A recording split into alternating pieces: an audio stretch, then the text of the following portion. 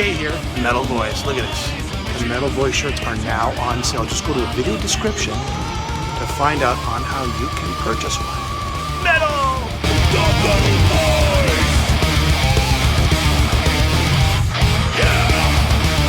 The Metal Boys! Welcome for the first time on the show, Andi Deris, one of the co-singers of Helloween, of course, songwriter, and been with the band for forever. Pleasure to have you. We've had everybody else on except you, so it's the first time. Yeah, well, last one is not the worst one, is it? No, that's last but best, they say. Last but best. Giants and Monsters coming out on August 29th. I cannot stop listening to it. For me, it's the album of the year so far. So whatever follows this album will have to live up to your standards. And let me tell you, they're pretty high standards on this album. Thank you. That would have been the next sentence I was waiting for. There's no standard at all, but you guys rock it. I will concur. I will concur. Bullshit was being published, but yours is at least listenable. Coming out August 29th on Ring Phoenix Music. So I would concur with Alan. Wow, this is a big album. This is something really, really special. It sounds great. It just really does. Oh, the sound. Just tell your people and assure them that we didn't pay you guys. So, no, we don't get paid. But we do take money, though. We do take money. Or cigars. Cigars. Yeah, we can talk about that. When we see ourselves in Montreal, I'm always packed with cigars. So there you go. All right. Tell us a little what you did different on this album than the debut Helloween reunion album.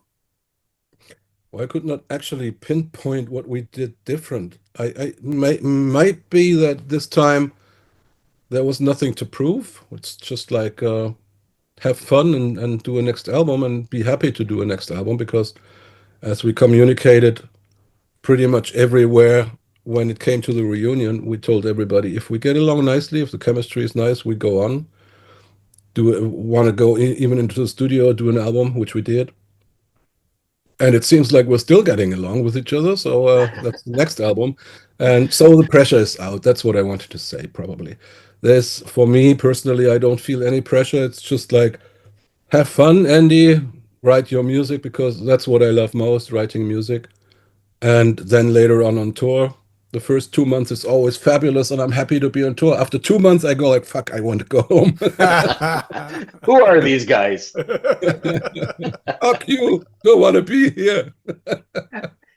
I think we were with Waiki. We interviewed Waiki. I think my shirt still smells of smoke in the back of the bus. So that was 5 years ago. I can imagine. It's still the same. Chain smoking, and unbelievably, last month I went with him to the doctor because he lives on the same island that I do, just around the corner. I went to the doctor and he had this checkup. And like 2 days later, the results came, and I looked at the results and said, "You are a motherfucking asshole. I mean, you smoke like a fucking train. And you eat shit all over the day, only burgers and no vitamins at all, and no salad. And he's got the best results I've ever seen."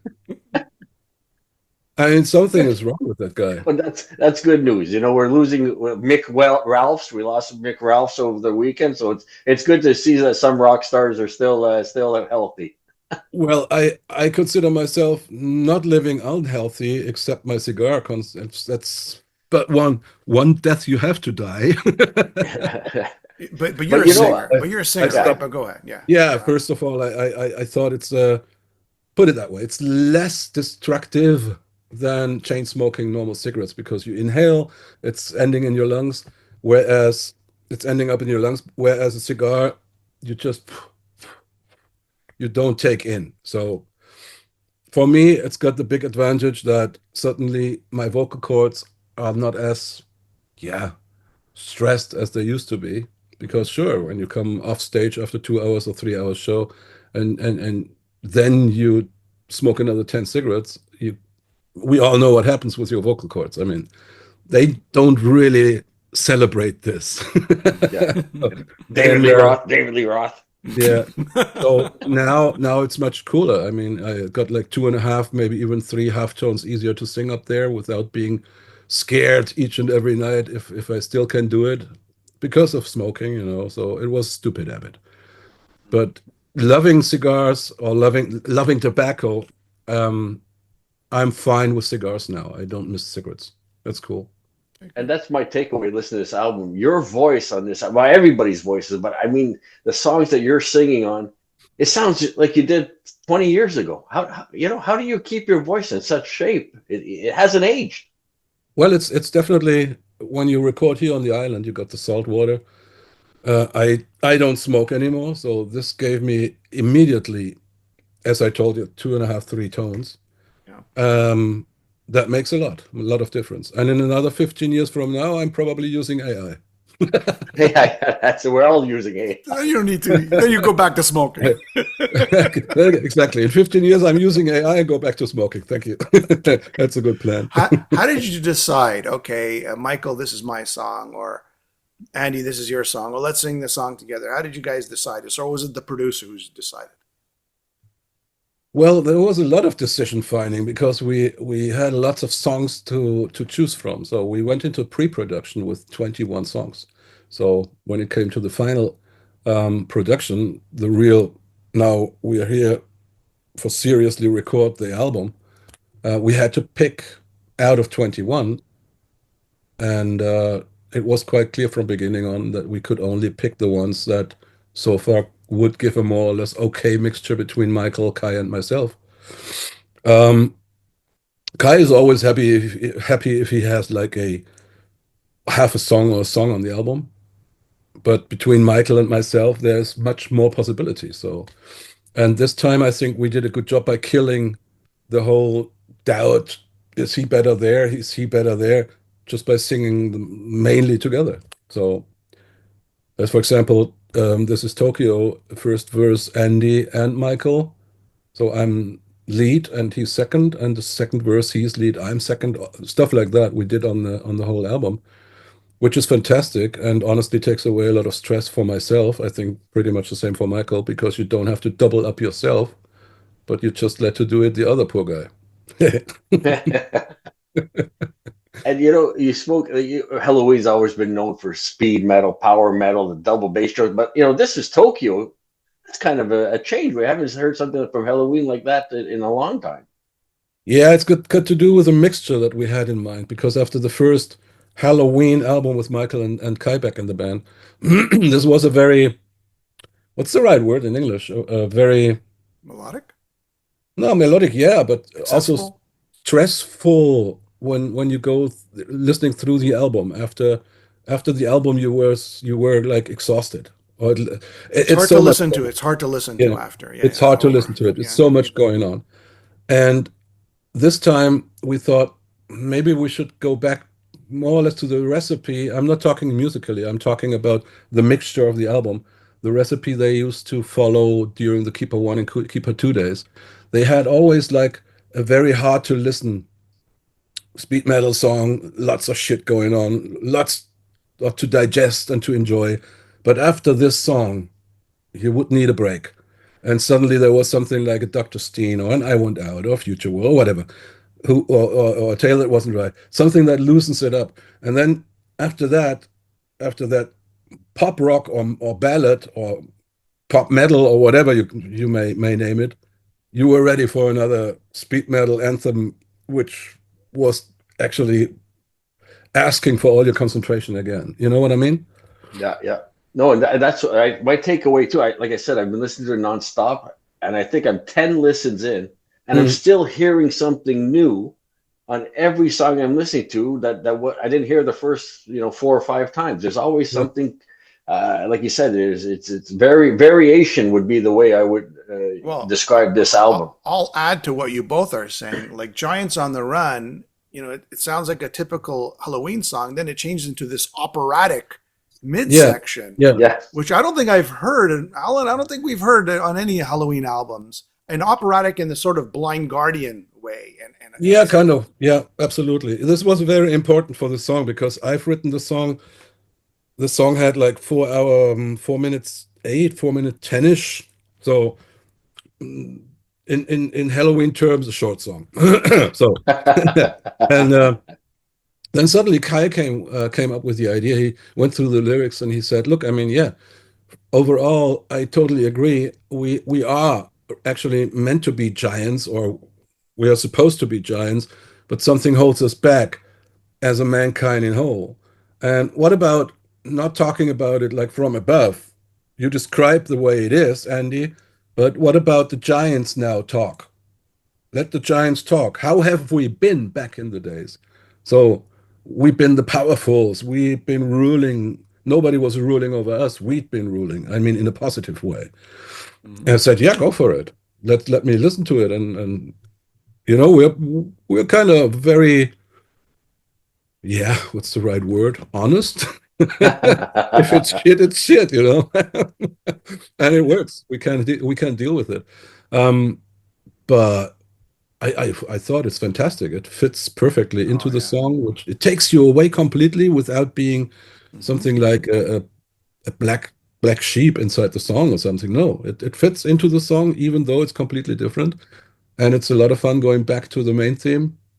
It's something like oh yeah, exactly. That we're back to the song. Yeah, that was the song. Yeah.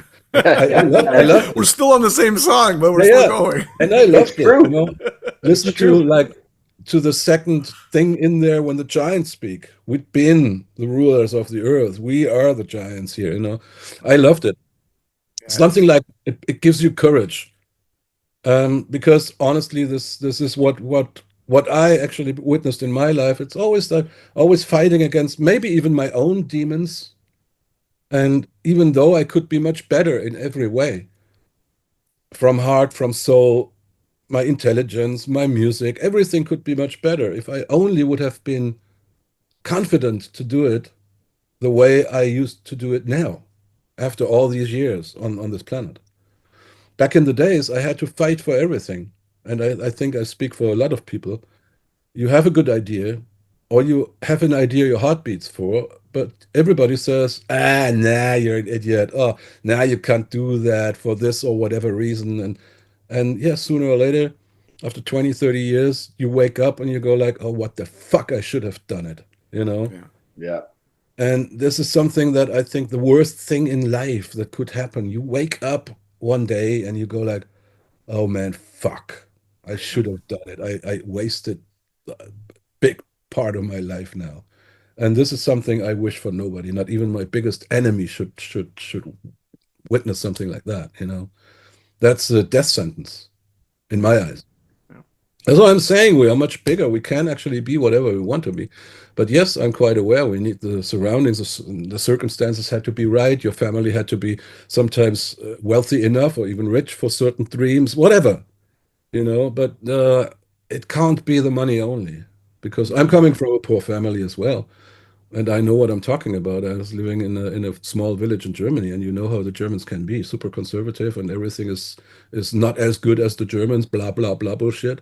And now you suddenly go and tell the people in your little village, "Oh, I want to be a rock star. I want to be a musician." I did not say I want to be a rock star. I just said I want to be a musician. I want to be successful if possible, and try to live off my music.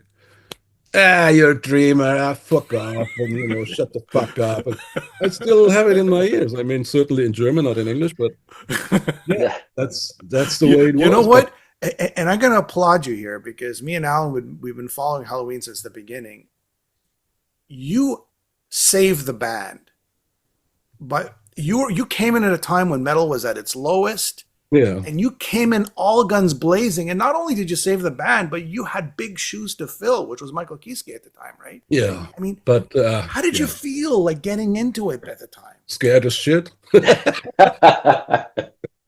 But there's nothing else to do. I mean, my best friend was playing guitar in Helloween, Waikiki. Since years we hang out in Hamburg, because my former band, we always recorded in Hamburg. So yeah, we got to know each other and hang out each and every night until 4 or 5 o'clock in the backstage, it was called. It's a little coffee in St. Pauli in Hamburg, in the Reeperbahn. Great. And we loved it. And they even installed the first internet connection in that little bar, just that we could play Warcraft. It was fantastic. And then the day came, he had trouble with Kiske, and parallelly, I had a lot of trouble with my band, with Pink Cream 69 back in the days. And the famous call arrived in southern Germany, where I lived. Get the fuck up here to Hamburg. We split up, or you sing. When you don't sing, we split up. I was like, what are you talking about? Hold the horses, man. No. I don't want to go on like that, blah, blah. I said, okay, tomorrow I take a train, I come up to Hamburg, let's talk. So I drove up to Hamburg, I met with Waiki and Marcus, the bass player, and they told me that they don't want to go on like that. It would have some problems. I don't know, and I don't actually want to know, because I know now the story from Michael Kiske's side. That's always very understandable. So I'm in the middle of it. I understand both. The only thing, my conclusion is, you've been young and stupid, period. Same as I was young and stupid, and my boys in Pink Cream were young and stupid. It didn't fit anymore. So yeah, my main point was, they listened to my demos. And these demos, 2 days ago, I let my Pink Cream boys listen to. And they didn't like it, and told me, we don't want to play your shit anymore. Ooh.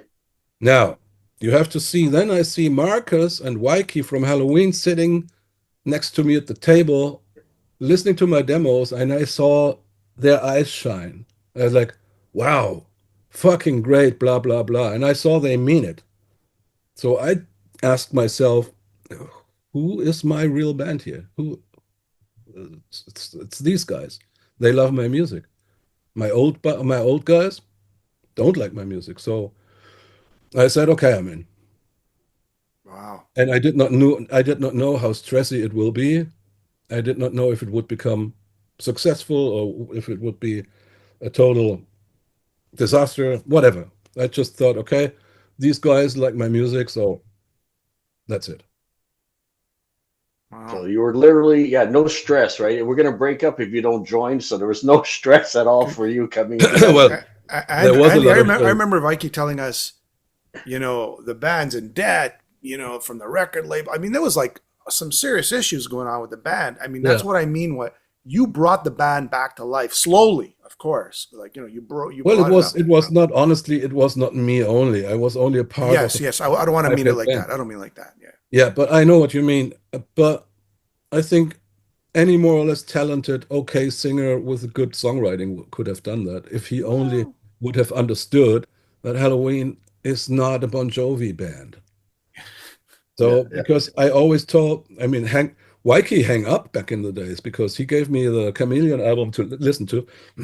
I listened to it, went back to South Germany, listened to it. And a day later, he gave me a call. So what do you think? How do you like it? And I said, look, I think it's fantastic for Bon Jovi. And then he hung up and didn't call for a week. Bastard. Yeah. There's nothing wrong with Bon Jovi. There's nothing wrong with Bon Jovi. No, it's not at all. I'm a fan of Bon Jovi. I love a lot of songs from Bon Jovi. I love, but I did not even mean it as a negative thing for the. I mean, the music is great. I like the Chameleon, but it's not Helloween. Yeah. I told everybody, look, it would be, if Bon Jovi would have actually recorded this album, it would have been a #1 album. Yeah. But people who waited for an Helloween album, I think they were shocked. It was like nothing to do with Helloween anymore. Even Pink Bubbles Go Ape was some Halloweenish stuff on it, but on the Chameleon, it was eradicated. It was like, what band is this? If not for the great voice of Michael, you would have never realized or recognized that it's Helloween. That's my humble opinion. Yeah. But anyway, the funny story is that Waiki hang up. yeah. And maybe he knew down deep, and he called you back a week later. He did know, because when I then joined the band, I said, look, but the only thing I want is, let's make at least metal, hard rock, and a little bit of speed. Let's go back to Helloween. Yeah. The typical shit. And he went like, yeah, okay, I understand. Yeah, let's do it. Was it? Okay. But the funny thing is, the next day we went to the rehearsal room and they had this replacement drummer because Ingo couldn't play anymore. Ingo was in that psychiatry thing already for a month, I think. And so the first thing I had to do was say goodbye to this replacement drummer because he did not even know how to play double bass. Wow. Oh, okay, that's a problem. I said, you're talking about a band called Helloween, and you're not even. Fuck off. I mean, that's not how I did. I say I thought fuck off, and I told him, look, you have to leave. We need another drummer. And was the idea to bring back Ingo. Didn't work out because he was still in the middle of the shit.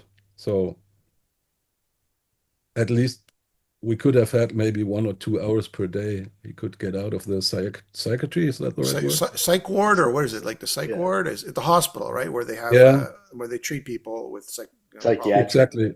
Psychiatric. Yeah. Well. Psychiatric. We can't even pronounce it. Ward. We can't even right, whatever, you know what I mean. We know what you mean. Yeah, but that we could talk to you hours about this part. Jeez, forever. Wow.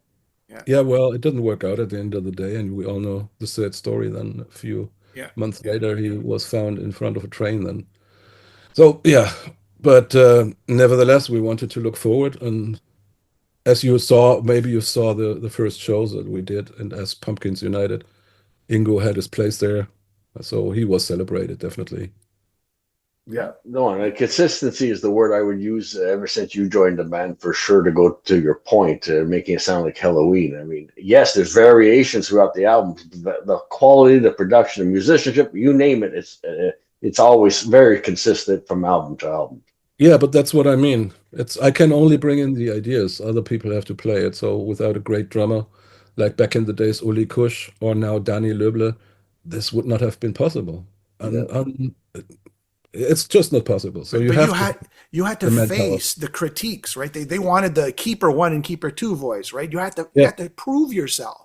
Yeah, sure. Did you sometimes say to yourself, man, come on, guys, give me a break here? I remember the early years, right? You had to prove yourself, right? But you can, if you have a different voice, you cannot prove yourself. You just have to stand your man and hope that the people like you the way you are, just accept you the way you are, and love the music you do.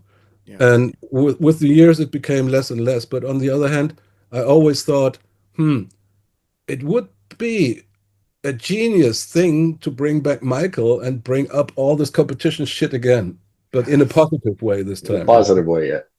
So let the fans who've been there from the first day on, let they be the biggest critics, but love Michael's voice on Andy's song. Yeah.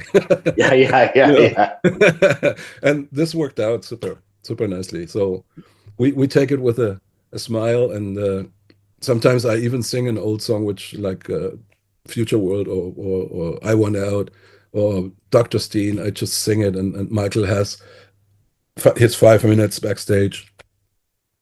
And it works because the people don't give a shit anymore because Michael is there. So if Andy sings it now, nobody gives a shit. That's the strange thing about it. Yeah, that's strange. I love it. Which for me and for Michael is a big relief, because that means whenever he is feeling sick or whatever, I can help out. Whenever I feel sick, there's 2 or 3 songs he can help me out. And for example, Why or Forever and One, songs that I wrote, even up to If I Could Fly or something like that, Michael can sing and it sounds fantastic. So even I could have like Time to Breathe if I would have been like whatever, sore throat, or would be sick, fever, or you name it.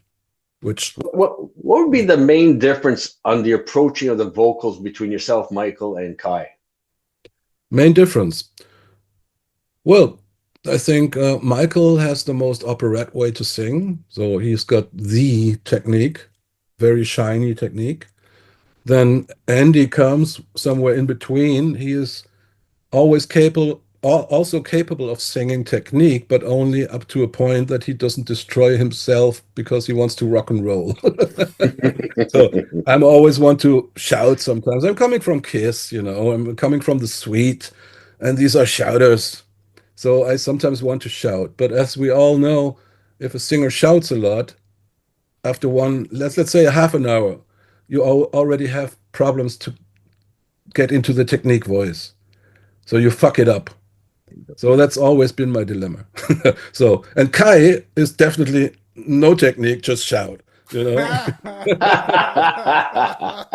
So you got these three. You got like the pure metal shouter, you got the guy who tries to sing both worlds, that's me, and you got the shiny, super classy, that's Michael. It's brilliant. A little is a little too much. It reminds me, a little is a little really? too much. Now, for a teaser for everybody who hasn't heard the album, this is more of a melodic, in and out, catchy, radio-ish song with a nice little keyboard riff.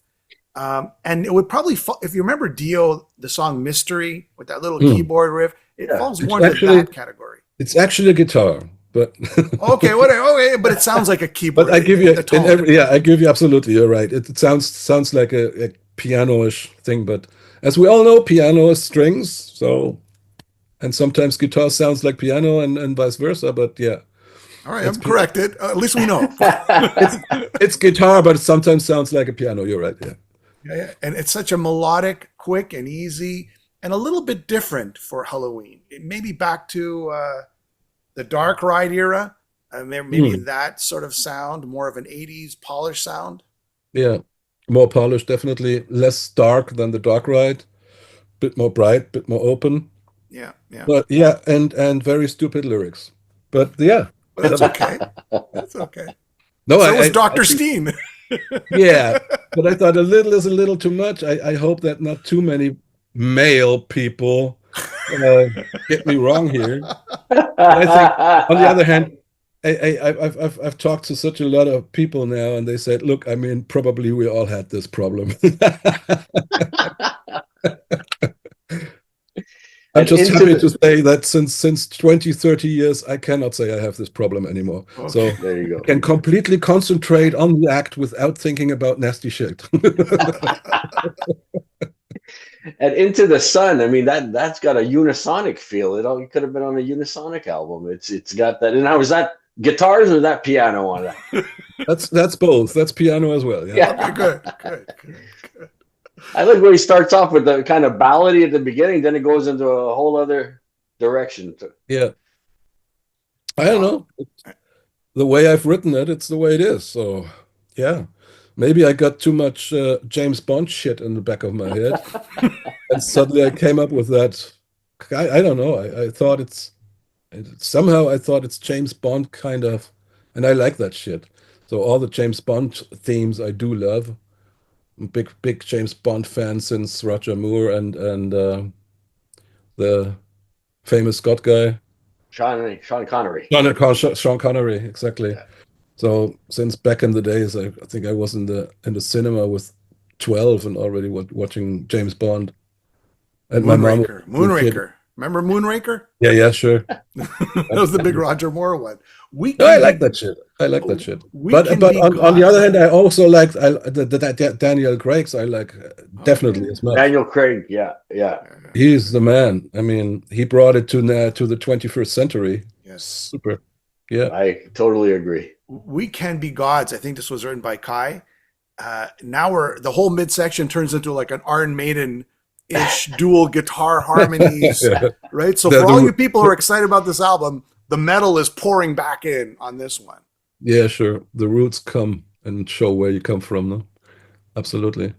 And then two grandiose tracks. I mean, you've got Universe, Gravity of Heart, yeah. The Hearts, and Majestic. What a way to again, a fantastic way to close the album, which is becoming Helloween's strength, right? The last couple of albums, it always ends with an epic. So and the guitars in Majestic are fantastic. Yeah, I love it. Yeah, true. Yeah, it was fun to sing as well, together with Kai and Michi.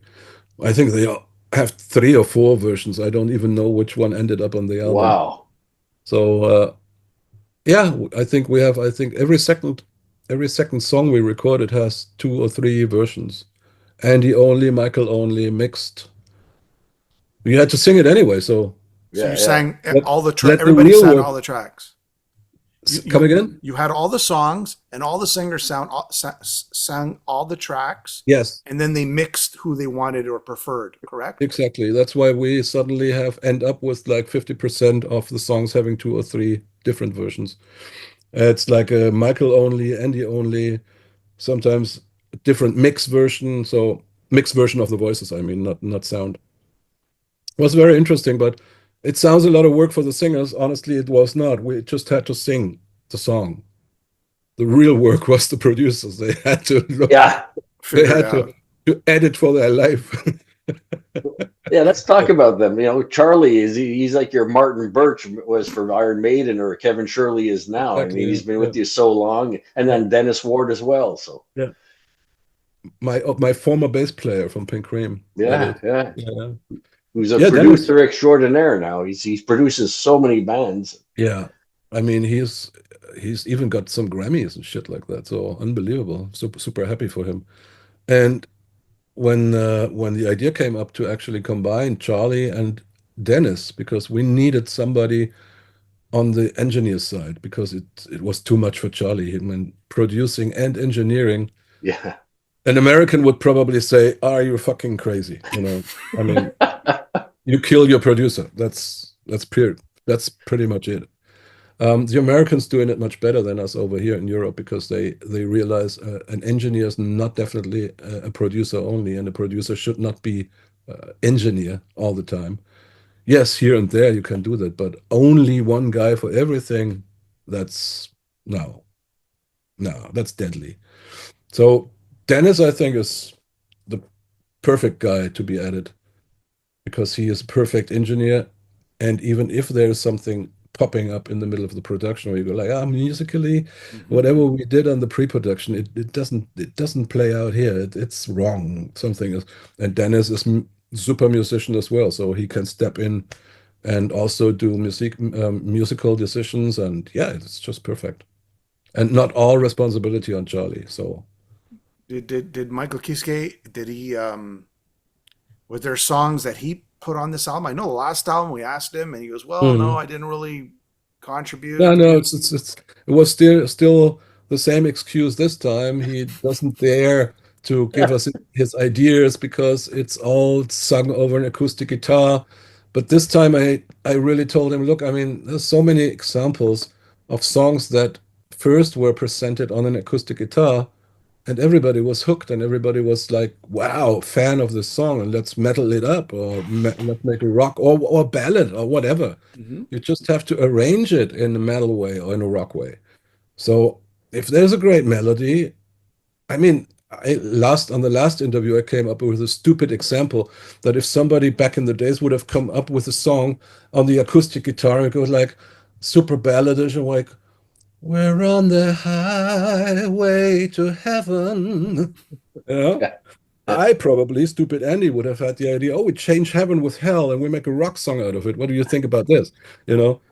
So yeah, you could have a beautiful song, but it could be the greatest metal anthem ever. Like, for example, Eagle Fly Free. Eagle Fly Free. Wow, what a beautiful melody. Nobody would ever come up with the idea that it's a speed metal song. But it is. So please, Michael, give me your ideas. You can do it. We have faith. Were there any songs, even on the songs, like you said, there's 21 songs, right? So this is what, 10? There's another 11 or 10 sitting in some studio somewhere? Yeah, on the pre-production side here in my studio, I got them all here. Great material. So I think, honestly, we could go into the studio and record a new album tomorrow. Oh, wow. Done. All the songs are there. The only reason why they are not on this album is because of the mixture.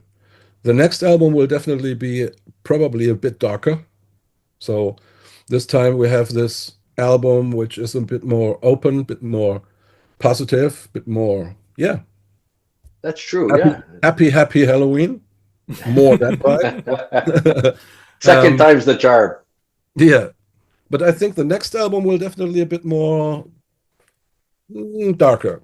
There's 2 or 3 positive things on it, but not as, let's say, jumpy positive, like little is a little too much or something like that, So yeah, but it's already there.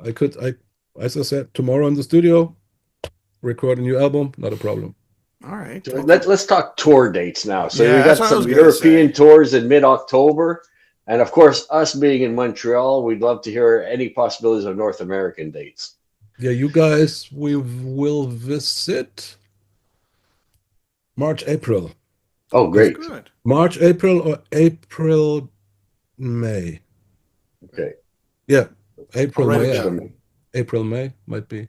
Perfect. I know that in, let's say, after Europe part 1, we go to Asia, and before Christmas, we have nearly 3-month break.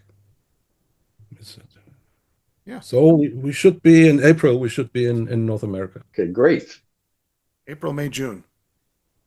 April, May, definitely June. We already have the first festival. Days, Yeah. yeah. All right. Is there any last, remarks or any comments? Last words. Any famous last words? Famous words. Fuck off. No. Is there anything you want to say? Hey, thanks for waiting, because I just told you the story. It's 2018, so it's just some years ago that I visited this fabulous cigar lounge in Montreal, which it's still open. It's still open. It's still there. I know. I follow it. I got it somewhere here. That's always some emails and extra offers or whatever. No joke, Andy. I have a picture with you and me, and you're holding a cigar in your hand. It's right outside. It was right outside. Yeah. Honestly, the joke would be me and you having a picture without my cigar. Oh. that would be rare.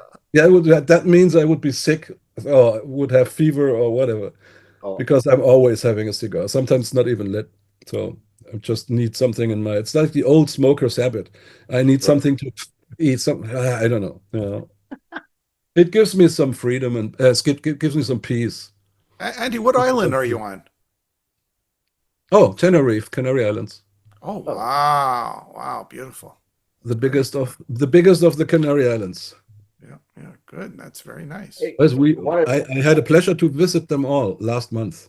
Oh, good. Wow. Yeah, because I'm living over 20 years. I'm living on Tenerife, and I haven't seen all the islands. So, and this time we made it real. So we had like 3-4 days in each and every island. It was fantastic, and they are all completely different. It's unbelievable. Wow. Yeah. Who colonized the Canary Islands? Was it the UK or was it Germany? Spaniards. The Spaniards. Oh, the Spaniards. Okay. Since let me lie, 1430 something, and then most famous probably because of Columbus taking the route from Spain, Cadiz, I think it was the city Cadiz, to the Canary Islands with the Santa Maria and the other ships. And because they were super Catholic believers back in the day, so they had to ask the blessing of the bishop, whoever was in charge here on the Canaries. And I think they had 4 or 5 casualties. So 4 or 5 sailors died along the voyage. And they buried them in the little church here in the next town. Oh, wow. And were blessed and went to discover the new world. Yeah. That sounds like a song. Maybe a song for the next album. Yeah, probably. No, I thought you were going to say a bunch of canaries died or something like that. Yeah, That's why they named the Canary Islands. In the coal mines, yes. All right. Andy, it's been a pleasure. Thank you so much for being on. Likewise, guys. Likewise. Congratulations on the album. It's Thank you very much. fantastic. And I very much hope to see you guys in Montreal then. Absolutely. You're both in Montreal. Yeah, both in Montreal. Yeah. Hard to say because you're both on a different place now. We live about 10 minutes away from each other. Okay, perfect. 2 kilometers. We love technique, don't we? All right, have a great day. Hey, we'll talk soon. Great, thank you, Andy. Cheers, man. Thank you.